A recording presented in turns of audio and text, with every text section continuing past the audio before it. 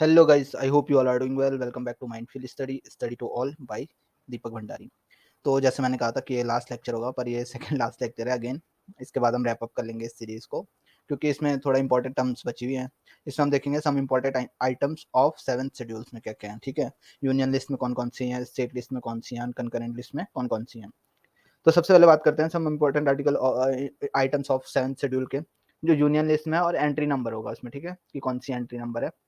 तो कौन सा यूनियन लिस्ट में है मैटर, कौन सा स्टेट लिस्ट में है, और कौन सा कंकरेंट लिस्ट में है।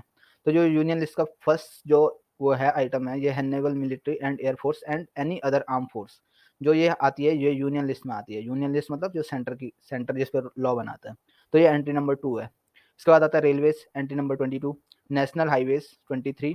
पोस्ट ऑफिस सेविंग बैंक 39 है एंट्री यूनियन लिस्ट में। जो लॉटरीज है, ये 40 नंबर की लॉटरी है। फिर inter state trade and commerce आता है 42 में।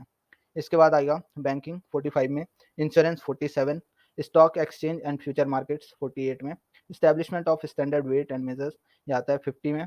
Audit of the account of the union and the state, जो भी ऑडिट होंगे अकाउंट्स के, जो यूनियन और स्टेट के होंगे, जो central union under union list में आएगा, एंट्री नंबर 76 में। फिर उसके बाद इंटर स्टेट माइग्रेशन जो होंगे वो एंट्री नंबर 81 में है। जो इंटर स्टेट है मतलब एक दूसरे स्टेट में होती है, उसी स्टेट में इंटर स्टेट माइग्रेशन होगा। जो इंटर स्टेट होता है वो दूसरे स्टेट में होता है, समझे। इंटर स्टेट मतलब उसी स्टेट में, और इंटर स्टेट मतलब दूसरे स्टेट में माइग्रेशन होगा। तो ये इसका आएगा 81 में, ठीक है। फिर टैक्सेस ऑन इनकम, ये समझ रहे होंगे आप, other than agriculture income. Agriculture income पे कोई टैक्स नहीं होता है, 82, एंट्री नंबर 82 है ये यूनियन लिस्ट की। टैक्सेस ऑन सर्विसेज, ये 92 का सी है। इसके बाद देखते हैं स्टेट लिस्ट में कौन कौन सी आती हैं। एंट्री देखेंगे, स्टेट लिस्ट की एंट्री देखेंगे। पब्लिक ऑर्डर जो होगा वो एंट्री नंबर 1 में आएगा स्टेट लिस्ट के। जो पुलिस होगी ये भी राज्य सरकार के अंतर्गत आती है, तो ये एंट्री नंबर 2 है। इस पर बहुत विवाद रहता है। दिल्ली केजरीवाल जी बोलते हैं मेरे को दे दो दिल्ली की वो पुलिस, तो वो तो यूटी है। फिर जो यूटी में तो सेंटर का वो होता है, ऐसे पुलिस सेंटर के अंडर आती है। तो लोकल गवर्नमेंट है, ये एंट्री नंबर 5 में है। Public health and sanitation hospital dispensaries, ये भी स्टेट लिस्ट में आती है, एंट्री नंबर 6 में।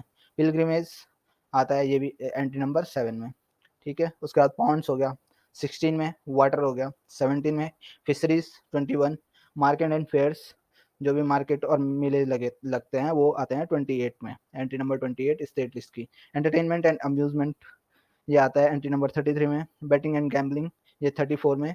कैप्टिवेशन टैक्सेस ये आता है एंट्री नंबर 61 में। अब इसके बाद आता है कंकरेंट लिस्ट, ये सबसे इंपॉर्टेंट लिस्ट होती है। इसमें राज्य और जो सेंट्रल होता है दोनों लॉ बना सकते हैं, लेकिन जब अगर सेंटर ने पहले लॉ बना दिया तो ये प्रिवेल कर जाएगा किस पे, स्टेट के लॉज पे।